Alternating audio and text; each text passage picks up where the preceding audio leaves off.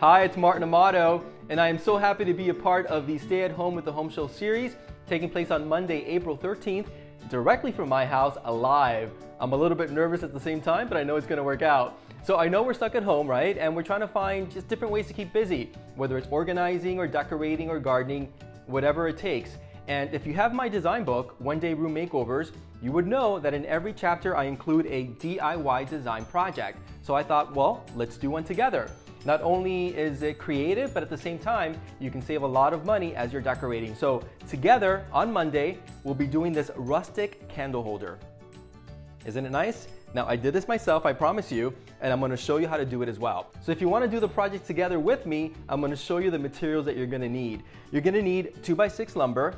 The back piece of the candle holder is 15 inches long, and then the ledge is 5 inches. Now, any home improvement store can actually cut down the lumber for you for free, so you don't have to have a circular saw or any sort of dangerous power tools for that matter. In addition to the lumber, stain of your choice with the rag, vinyl gloves, a cordless drill with a 3x16 drill bit, 3-inch wood screws, a sawtooth hanger, and also a hammer, a pencil, and a measuring tape. So these are all basic tools that you should all have in your toolbox at home.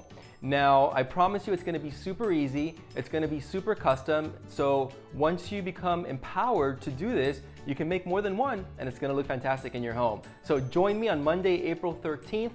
Again, that's 7 p.m. live on Facebook, and then on Instagram, it's gonna take place at 7:30 p.m. live as well. Remember, we're all in this together, so stay home and stay safe. I'll see you soon.